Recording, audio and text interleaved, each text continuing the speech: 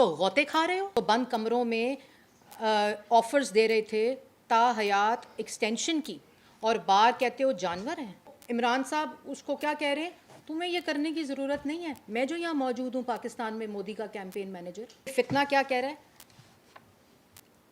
کہ میں اسلام آباد پہ چڑھائی کروں گا, میں سیلاب سے ڈوبے ملک کو مزید ڈوباؤں گا, میں یہاں لاشیں بکھیروں گا. پاکستان کی اتحادی حکومت اس وقت ان کا ڈالا ہوا گند صاف کر رہی ہے. آج کنٹینر پر کھڑے ہو نا, 2014 میں بھی یہ شخص کنٹینر پر کھڑا تھا, اس وقت امپائر کی انگلی کے بلبوتے پر اور بیساکھی پر کھڑا تھا. آج اگر اپنے بلبوتے پر سیاست کرنے کا وقت آیا ہے تو غوطے کھا رہے ہو اور اس فرسٹریشن میں اداروں کو کال آؤٹ کر رہے ہو. میں ابھی اس بات پر آؤں گی, لیکن ایک جملہ تو بولو اپنی تقریر میں, 2014 کی تقریر میں اور 2022 کی تقریر میں کوئی فرق تو لاؤ. 4 سال ملک پر وزیر اعظم رہے ہو, اپنی کارکردگی کا ایک جملہ بولو. 10 سال خیبر پختونخوا میں حکومت کی ہے تم نے, بتاؤ کوئی ہسپتال بنایا ہو, کوئی پل بنایا ہو, کوئی سڑک بنائی ہو, کوئی ڈیم بنایا ہو, کوئی میگا واٹ بجلی بنائی ہو, کوئی موٹر وے کے ایڈیشنل کوئی 1 کلومیٹر سڑک بنائی ہو. آج وہاں دہشت گردی واپس آ رہی ہے, ملک میں امن امان کو آج خطرہ ہے, اور اس کے اوپر اسی کنٹینر کو سجا کر وہی جملے, وہی تقاریر, وہی باتیں, وہی غلاظت, وہی انتشار, وہی نفرت, وہی ڈھٹائی. جب نواز شریف 2016 میں 3 دفعہ کا منتخب وزیر اعظم گیا تھا تو اس کی تقریر کیا تھی کہ میں نے اس ملک کو ایٹمی قوت بنایا, میں نے اس ملک میں پہلی موٹر وے دی, میں نے اس ملک میں 14,000 میگا واٹ بجلی دی, میں نے اس ملک میں اسکول بنائے, ہسپتال بنائے, میں نے اس ملک میں امن قائم کیا, دہشت گردی ختم کی, اس ملک کو پہلی نیشنل سیکیورٹی پالیسی دی, اس ملک کے اکائیوں کو پہلی دفعہ دہشت گردی کے خلاف ایک طاقت بنایا اور دہشت گردی کا مقابلہ کیا, اس ملک کو سی پیک دیا, نوجوان کو روزگار دیا, اس خطے کو ترقی دی. یہ نواز شریف کی تقریر تھی. آج آپ کی تقریر کیا ہے؟ کیا تقریر ہے آپ کی؟ ایک طرف آپ وہ ویژولز دیکھیں جس کے اندر پاکستان کی اتحادی حکومت اس وقت ان کا ڈالا ہوا گند صاف کر رہی ہے, اور دوسری طرف یہاں تو بیانیہ بے نقاب ہو گیا.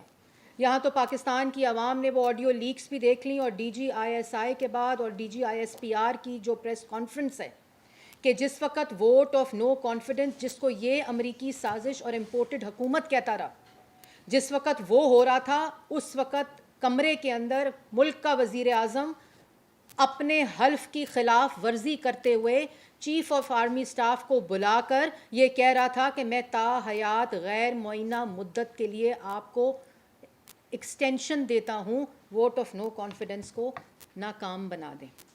اور جب انہوں نے کہا کہ ادارے نے یہ فیصلہ کیا ہے کہ سیاست کے اندر کسی قسم کا کوئی کردار ادا نہیں کریں گے, تو اسی وقت وہ شخص پاکستان کی عوام کو دن کی روشنی میں کیا کہتا ہے, ذرا سنیں.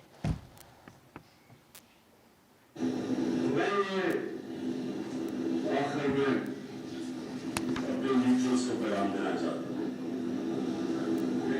کیا آپ کو فکر ہے اس قوم کی؟ بالکل ایز مجھے ٹھیک بات کی. آپ کو پتہ لوگ کدھر جا رہے ہیں؟ کیا کسی ملک کی جو معیشت کا صورتحال ہے, کیا جب تک پولیٹیکل اسٹیبلٹی نہیں آتی معیشت ریکور کر سکتی ہے؟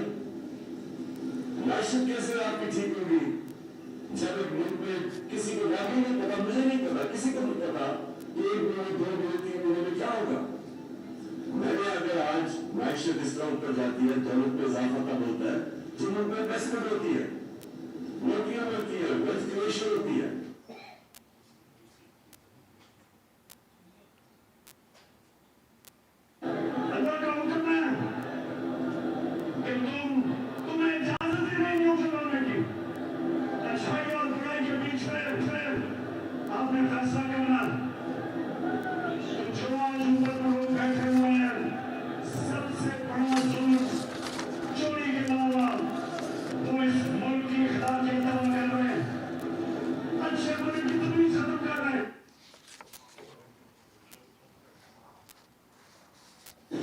اسٹیبلشمنٹ کے پاس تعاون ہے,